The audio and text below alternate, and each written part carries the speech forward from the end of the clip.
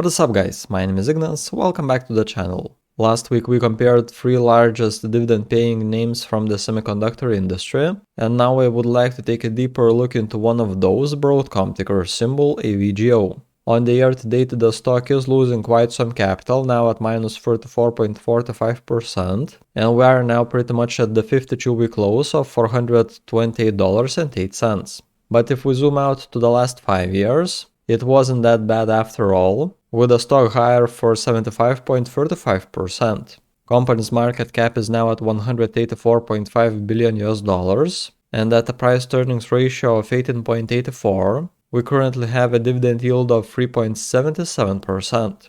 So today we are taking a deeper look into the stock. First we'll check financials and fundamental ratios, then where analysts think the stock will be trading at next year. After that we'll check what Superinvestors and insiders are doing with it. And lastly we'll go through the technicals of the price chart. Let's see if this is something worth adding into a dividend portfolio. An early thumbs up would be very much appreciated, and with that out of the way, let's start. So first we'll take a look into revenue, and this is Broadcom's revenue history of the last 5 years. In 2017 they were bringing $16.9 billion on the trailing 12 months. Then in a year in 2018 that increased to $20.3 billion. In 2019 we had it at $22.3 billion.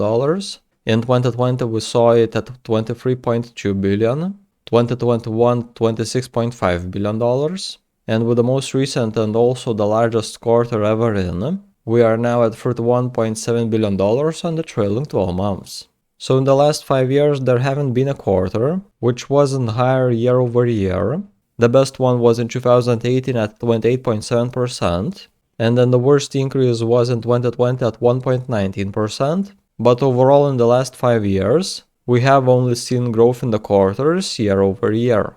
Now the second metric we are taking is price to earnings. So back in 2017, earnings per share were real low at 37 cents, so we saw price to earnings way up there at 558.2, but after that it did move way lower. In 2018, with earnings surging, price to earnings dropped to 7.07. Then in 2019, as the price started going higher, we saw the PE ratio at 35.6. In 2020, PE increased to 55.53. But after that, with earnings consistently increasing, even though the price was going higher, in 2021 we had the PE ratio at 34.6. And now with the price going a bit lower, price to earnings is at 19.92. So the last time we saw similar earnings per share numbers, the price to earnings ratio was way under 10, so still not close to what we have now at almost 20, but it does seem to be quite fairly valued, as in the last 5 years, we have also seen plenty of times where the stock was trading at a price to earnings between 20 and 50. So with a PE under 20, it seems to be quite fairly valued right now. Now metric number 3 is the number of shares out. So back in 2017 that was at 445 million shares, then in the year in 2018 it decreased by 0.9% to 441 million, and then in 2019 we saw it at 418 million shares, a decrease of 5.22% for the quarter year over year. In 2020 it was at 422 million, and then we did see an increase of 1.66% in 2021, at 429 million shares. Now with the most recent quarter in, that is again a slight increase to exactly 430 million shares out. So even though they did manage to decrease the number of shares in 2019, there was a minor increase in 2021. In these 5 years, Broadcom decreased the number of shares out by 15 million shares, which at the current price of $434 per share is a stock buyback of over $6.5 billion. So overall we could say that they have been buying back shares in this time period. Now for the next part we have the dividend payout. So in 2017 it was at $4.04 per share, then in 2018 that was increased to $6.82, and then in 2020, with the pandemic price drop and the dividend payout going up to $10.69, the dividend yield right there surged to over 6% at 6.03. After that we had it normalized at 3.03%, with the dividend payout increased to $12.51, and in 2021 as the payout kept on increasing to $14.41, and the stock price surging to over $600, the dividend yield bottomed at 2.28%. But now with the most recent quarter in, we have the dividend payout still on the increase at $16.20. So Broadcom have been increasing dividends consistently from $4 in 2017, 4xing to $16 now, but with the price moving lower recently, there could be some interesting opportunity in the dividend yield too. To further check on it, we'll use my dividend investing watchlist on Google Sheets.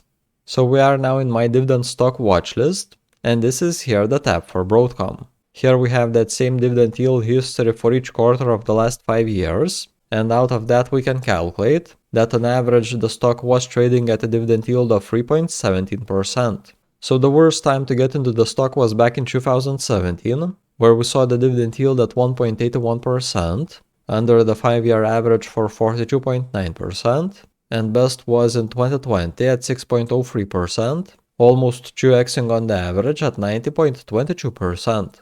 But if we would be getting into the stock right now at a dividend yield of 3.75%, that is still quite over the average for 18.3%. Now if you would be interested in doing a similar analysis on another dividend paying name yourself, you are able to access this watchlist by following the second link at the top of the description. Otherwise, feel free to add the ticker symbol in a comment below, and I'll consider adding that into the watchlist myself. Maybe you could share some interesting opportunities in the market that I'm still missing. So we have looked into the history, but now let's take expectations.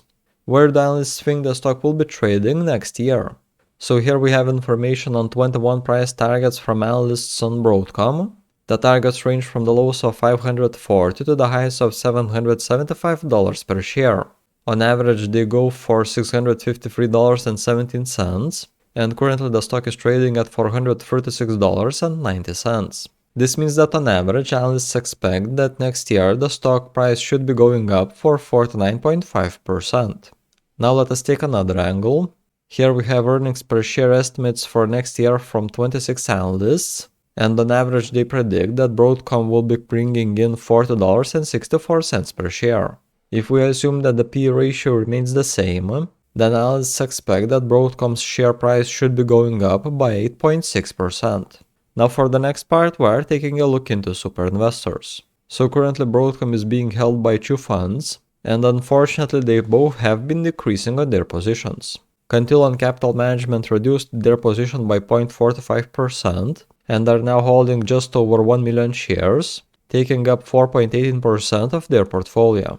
And then another sell was from Crescent Fund. They reduced their exposure by 5.6% and are currently holding 409,000 shares, with portfolio's exposure at 3.52%. So it seems that Superinvestors recently have only been selling out of the stock. Now we would be checking on insider activity too, but unfortunately in the last 6 months they made 0 buying transactions, and in the same time also sold 0 times. So not much bullishness going on here too. Now for the last part we have the chart. So by the middle of July, we saw the 100-day moving average going under the 200, with the price closing at around $480 per share. That was a bit of a bottom, as the price started going higher, and by the end of July we saw it at the 300-day moving average. That gave quite some pressure on the stock, as it was trading sideways for a few weeks. Then we had the bearish crossover in the lines of the MACD, and another moving average cross, where the 100-day moving average went under the 300 one. After that, the stock has been consistently going lower. So in a few months it reached the bottom of around $450 per share, with the relative strength index in the oversold at 27. There was a bit of a spike up in the beginning of October, but that quickly turned around back down. Now on the 11th, the 12-day moving average of the MACD is again under the 26th one, and the relative strength index is really close to oversold now at 33. So these technicals suggest that there could be more bearishness ahead, and if we get the 200-day moving average crossing under the 300, I believe that will pressure the stock to go down even further. So we did go for all the metrics I wanted to take a look into, and now let's make a quick recap of what we found. In the last 5 years, revenue has been consistently going up, with not even one quarter where it would be lower year over year. Current price to earnings is not the cheapest of the last 5 years, but it does seem to be right there in the middle of what we have seen. The company has been buying back shares, and though it's not a huge capital, in 5 years they decreased the number of shares out by around 15 million shares. They have also been consistently increasing on their dividend payout, and currently the stock is trading at a dividend yield which is 18.3% higher than its 5-year average. Now analysts are quite bullish, as they expect that in 1 year Broadcom stock will be going up from 8 to around 50%. Though on the other hand, Superinvestors are not sharing this optimism, as they have been net sellers of the stock, and insiders haven't been showing bullish signals either. Looking into the chart, both the relative strength index and the MACD are pointing lower, and if the 200-day moving average crosses under 300, the stock would be following to the lower side too. And that was it. Make sure to support the channel and leave a thumbs up under the video. So what do you think? Are you going long on Broadcom stock right now? Share your stance or your position in it in a comment below. If you would be interested in getting access to my notes, then consider memberships. By becoming a member, you will get access to Discord, where I share all my Google Sheets documents and all the buys and sells exactly when I do them. This could be a great option to track my moves closely. Last week I've looked into several other companies, so if you are interested in any of these, then click on a video that is currently on the screen. And that was it from my side. Thank you for watching, and I will be seeing y'all in the next one.